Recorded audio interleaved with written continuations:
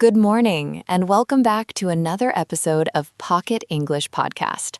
I am Sarah, and I am so happy you decided to press play today. Whether you are walking the dog, sitting on the train, or just having a quiet moment with a cup of tea, you are doing something great for your English. Today, we have a very special episode. We are going to talk about the most important time of the day for your brain, the first 10 minutes. Hi, everyone. I am Mark. It is great to be here. You know, Sarah, the first 10 minutes of the day are actually the hardest for me. When I wake up, my brain is foggy. I am tired. I do not want to think about grammar or vocabulary. To be honest, sometimes I even forget my own name for a second. That is exactly what we are talking about today, Mark. The battle for fluency is often won or lost in those first 10 minutes. Right when you wake up, your brain defaults to your native language. It takes the easy path. If you start your day thinking in your native language, it is much harder to switch to English later.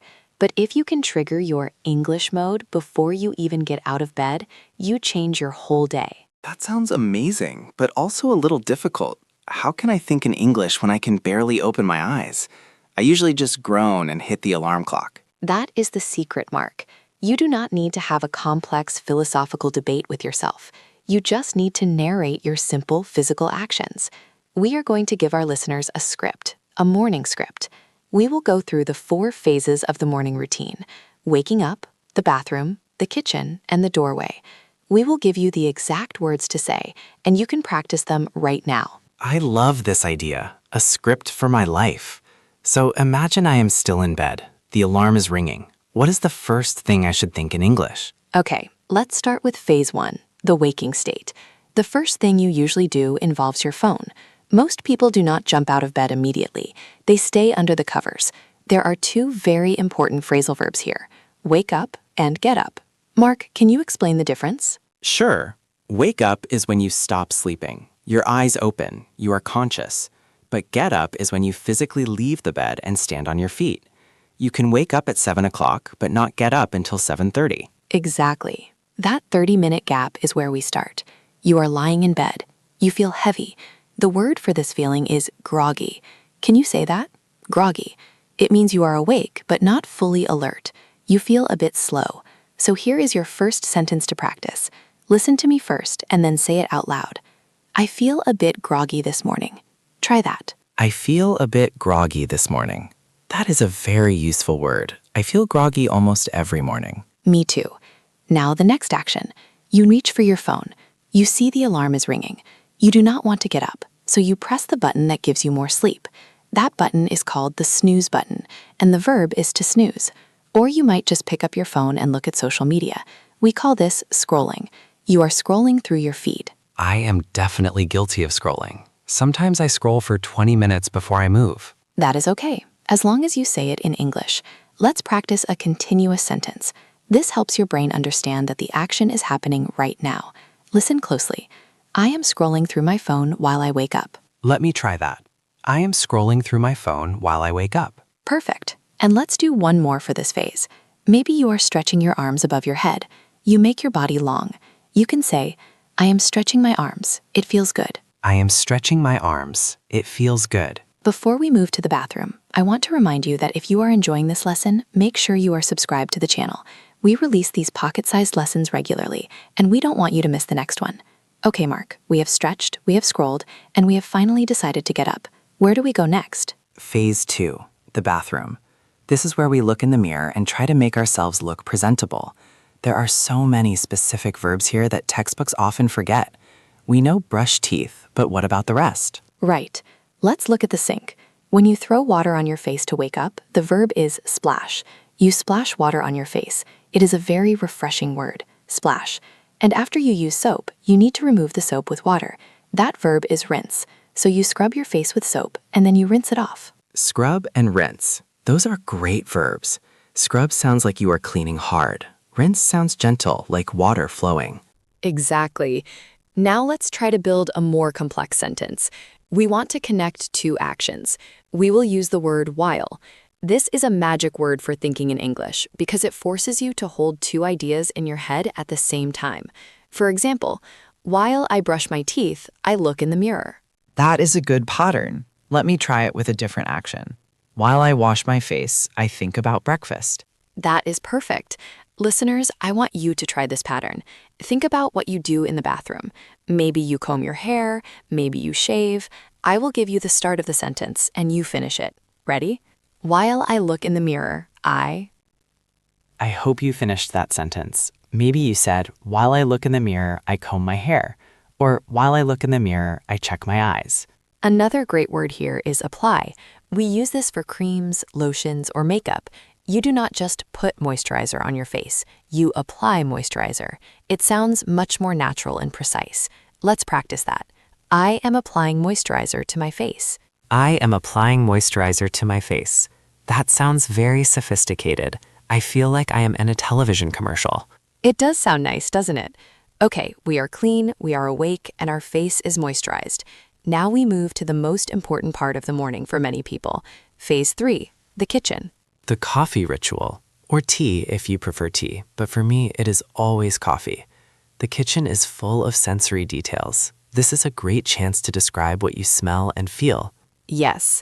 When you think in English, do not just name objects like cup or spoon. Describe the experience. Let's start with the water. You put water in the kettle or the machine and you make it very hot. The verb is boil. The water is boiling. And then the smell, that wonderful smell of fresh coffee.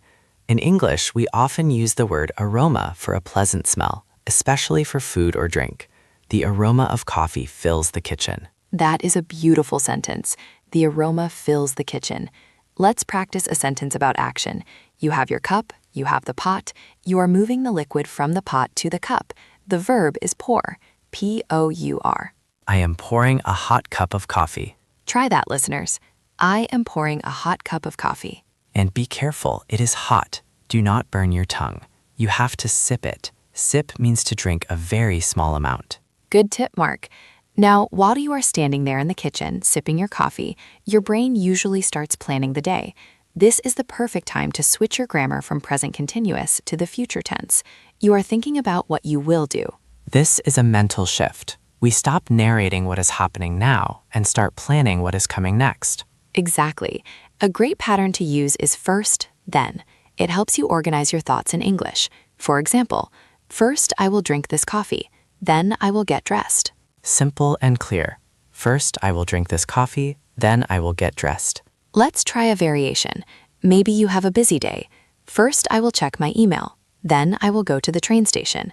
Listeners, try to make your own first-then sentence right now about your morning. I will give you a few seconds. Did you do it? Maybe you said, first I will eat toast, then I will brush my teeth. It doesn't matter what the action is. The important thing is that you are planning in English. You are not translating from your native language. You are just looking at your future and putting English labels on it. We are moving quickly now. We have had our coffee, we are dressed, and it is time to leave the house. This brings us to phase 4, the doorway check. The doorway check. I do this every single day. I stand at the front door and I touch my pockets. I need to make sure I have everything. This is the final step of the routine. It is a checklist. Narrating this checklist is a great way to feel confident before you step outside.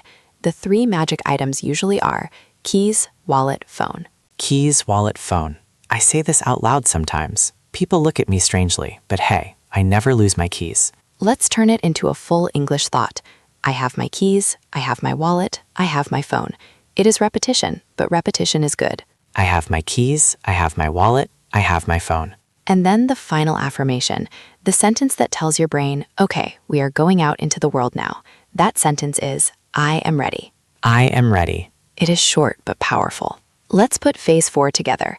Imagine you are at the door. You are wearing your coat. Touch your pockets and say it with me.